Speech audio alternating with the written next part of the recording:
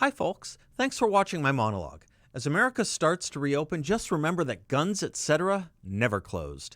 They still have over 10,200 square feet of ammo, firearms, and accessories, including safes, and they remain open for business. Stop by their huge store in Mesa or just click on gunsetcetera.com. And if you like my monologues, please subscribe to 960 The Patriot's YouTube channel. Thanks. Welcome back. Happy May 20th. A recent Wall Street Journal article opens with the following quote: "Does a pandemic demand the strong medicine of censorship? Social media companies seem to think so. They're taking steps to control speech in the name of combating the spread of medical misinformation.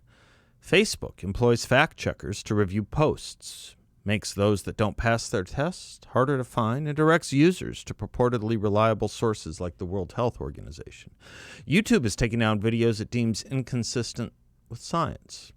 Twitter plans to add warning labels to tweets that don't pass muster with, quote, subject matter experts such as public health authorities, close quote." To just this wit, these monologues sometimes find themselves in just those crosshairs. We are told only government sources on the coronavirus can be cited, at times and in some places. Kind of interesting when you think that the First Amendment was to protect criticism of the government not needing protection. Kind of interesting when you think about what the left considers tyranny as coming from the government, or this government. So how to fight that tyranny when the lefties don't like an anti-establishment or government or conventional wisdom narrative because you are not the government? It's so mind-boggling and upside down a theory as to beggar belief. Only the government can dissent? Only the government can speak? Is that the message? Is that the rule? Only the government must be able to replace itself then. Is that the message and the rule? Then why have anything called social media, or anything called social, or anything called media? Why have a First Amendment? What the government says goes, and if the government doesn't say it, you cannot say it. Wow. Goodbye Pentagon Papers case. Goodbye all journalism. Goodbye all free speech. But to be a good boy, I shall now quote without any editorializing whatsoever from the government. The highest reaches. Let's see if it gets censored. It's the exact words, verbatim, in haec verba, of Assistant Secretary of Health and Human Services Eleanor McCants-Katz, MD, PhD. Just so you know a little about her, part of her bio reads, Dr. McCants-Katz obtained her PhD from Yale University with a specialty in infectious disease epidemiology and is a graduate of the University of Connecticut School of Medicine. She is board certified in general psychiatry and in addiction psychiatry. She is a distinguished fellow of the American Academy of Addiction Psychiatry with more than 25 years as a clinician, teacher, and clinical researcher. She spoke these words to the U.S. presidential cabinet yesterday. So, to remind, a Senate-confirmed Assistant Secretary of Health and Human Services, MD, PhD, speaking to the cabinet yesterday. You don't get any more credentialed or government than that. Her words, quote, "It is my privilege to serve as the Assistant Secretary for Mental Health and Substance Use. But today I really speak to you more as a psychiatrist who happens to hold a PhD in infectious disease epidemiology. Never did I imagine the nation would be experiencing the coinciding of mental health issues and infectious diseases that my training addressed. The research literature is clear on the effects of quarantine and stay-at-home practices on mental health. We know that the longer the duration of these orders, the greater the intensity of the mental health problems experienced. We also know that these symptoms persist for years to come, even once quarantine is lifted. The data tells us that when the lives of adults, children, and families are drastically changed for extended lengths of time, for many, anxiety, depression, and stress disorders will become manifest and will persist. These are real health conditions with potentially long-lasting consequences that must be taken seriously. To put all this in perspective, I believe it is important to point out that pre-pandemic, we lose 120,000 lives a year to drug overdose and suicide. How many more lives are we willing to sacrifice in the name of containing the virus? When we look at strategies to reopen, as a medical doctor, I ask that you take into account whole health, not just one narrow aspect of physical health. We continually ask ourselves what the health costs and risks may be of reopening. But I ask, what might they be of not reopening, or reopening in such a restrictive way that American lives are not restored? Of course, containing the effects of coronavirus are critically important, but so too is preventing suicide. So too is keeping a person from being terrified to ever leave their home. So too is protecting the mental health of our nation's young. I ask you to remember that not every home is a safe home. Not every individual can withstand the trauma of not seeing or interacting physically with loved ones.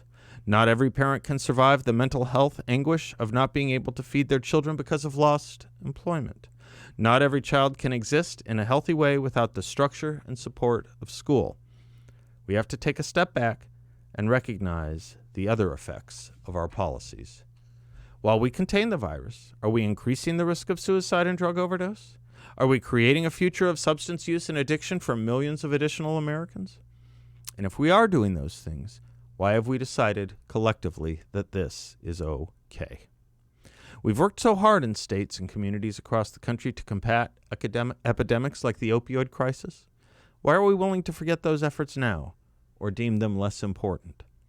As a psychiatrist, I would argue that a life lost to suicide is just as important as a life lost to coronavirus.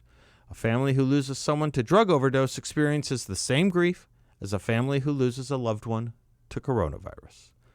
Let us not forget that all American lives are precious. Our citizens count on us to remember their health and safety in all aspects of life.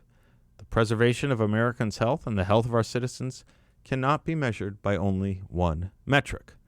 Virus containment cannot be our only goal, no matter the cost to Americans. If we ignore the reality of the enormous mental health strain we've put on our citizens on the backdrop of an already overburdened mental health care system, I'm saddened but certain that the next major public health crisis of our time will be that of mental and substance use disorders, and it is not far behind. I urge you to factor this reality into your planning, and I thank you for the work you've done thus far on behalf of the millions of Americans with mental and substance use disorders. Close quote. I leave that without further, or for that matter, any comment. In other news, on the issue of civil rights, California is attempting something interesting. It's trying to reverse, or should I say the left there is trying to reverse, the California Civil Rights Initiative, also known as Proposition 209. It passed there in 1996 with 55% of the vote. It was designed to end counting by race in education and other public benefits and rights, to do what we thought was done with the 1964 Civil Rights Act. It reads exactly this, quote, "The state shall not discriminate against or grant preferential treatment to any individual or group on the basis of sex, race, color, ethnicity, or national origin in the operation of public employment, public education, or public contracting," close quote. The sin is that it didn't pass by 80 or more percent. But I give you the times. Now, there's a legislative effort in California to end the Civil Rights Initiative so as to reimpose counting by race. But as is typical, that is a solution in search of a problem. Why do I say that? As Jeff Jacoby points out in a recent column, quote, "Last summer, the University of California system admitted the largest and most diverse class of freshmen in its history without resorting to racial quotas. Fully 40% of the new undergraduates, reports the Los Angeles Times, were Black, Hispanic, or American Indian," close quote. He concludes, quote, "The enemies of Proposition 209 have tried several times to get it overturned through litigation, but the California Supreme Court has twice upheld the constitutional ban on racial preferences. In 2012, the U.S. Court of Appeals for the Ninth Circuit held the amendment as well. California paved the way for adoption of similar colorblind mandates in Michigan, Nebraska, Washington, Idaho, and Arizona. Truly, Proposition 209 was a landmark. In the nation's most multiracial, multi-ethnic state, voters 24 years ago directed their government to stop preferring some citizens over others because of their physical characteristics. The legislature of California is trying to undo this noble achievement. Don't let that happen, California. Someday soon, I hope this country, and especially the left, will rededicate itself to the very words Thurgood Marshall wrote in his brief before the U.S. Supreme Court in the famous case of Brown versus Board of Education. Those words were these, quote, "When distinctions imposed are based upon race and color alone, the state's action is patently the epitome of the arbitrariness and capriciousness constitutionally impermissive under our system of government. A racial criterion is a constitutional irrelevance," close quote.